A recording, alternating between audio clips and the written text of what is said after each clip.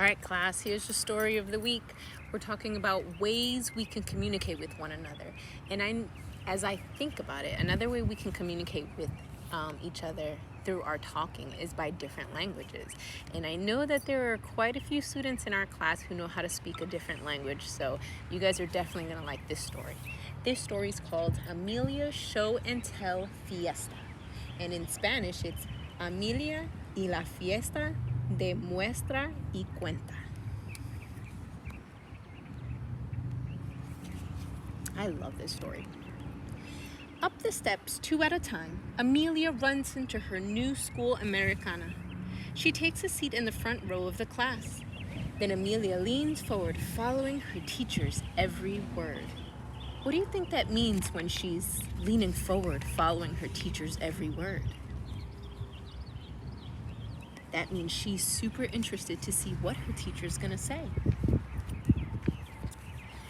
For tomorrow's show and tell, says Mrs. Jenner, bring something special you'd like to share with your friends. Then everyone will have a chance to talk about their treasures.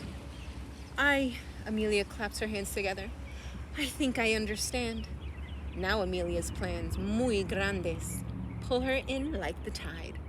For my first show and tell, I'll find something estupendo from my island home.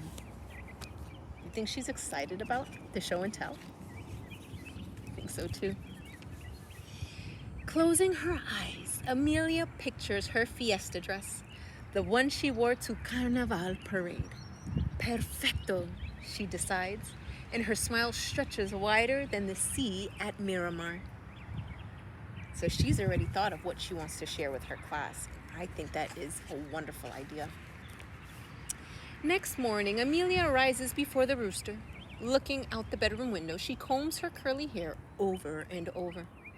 Then carefully, she steps into her special dress. My fiesta dress has 1, 2, 3 fancy skirts, Amelia says proudly. She tries a teeny twirl and her ruffled skirts flutter. I think she is super excited about her dress and what she's going to share with her class. First red, rojo, whips around her hips like fiery hot peppers. So now she's talking about the first layer of her dress. Yellow, amarillo, swirls around her knees like a sea of ripe corn. I love how she's comparing the colors of her dress to other things that are the same color. White, blanco, circles her feet like a flock of gulls in flight. What's a gull? Well, what are these a picture of? They are birds, seagulls. When Mama sees Amelia looking so fine, she cries, Magnifico, and pins a gardenia in her daughter's hair. Then, arm in arm, they walk to the new school.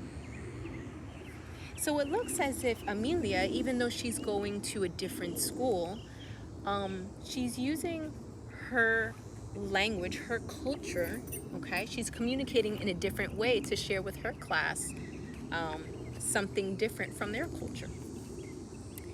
Into the class Amelia goes, but one glance around the room, and suddenly she feels foolish, like a crazy chicken, a pollo loco. ¿Qué pasa? She wonders. I'm the only one in costume. Why do you think she's feeling foolish or nervous? Well, if you said it's because she's the only one wearing a dress or the only one who brought her show and tell, you are right. Let's see what happens. Over in the next seat, Parvati asks, what did you bring? Bring? Amelia frowns. My fiesta dress. No, I mean, what did you bring for the show and tell basket? I don't understand, Amelia says in a teeny voice.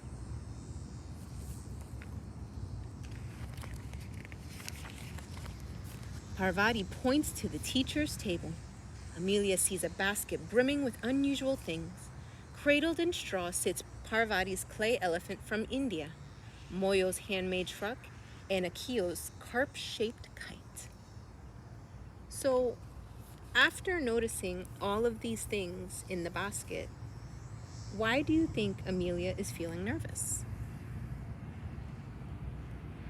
Well, she's feeling nervous because she feels like she didn't bring anything to put in the basket because what she brought, she is wearing. But let's see what happens next.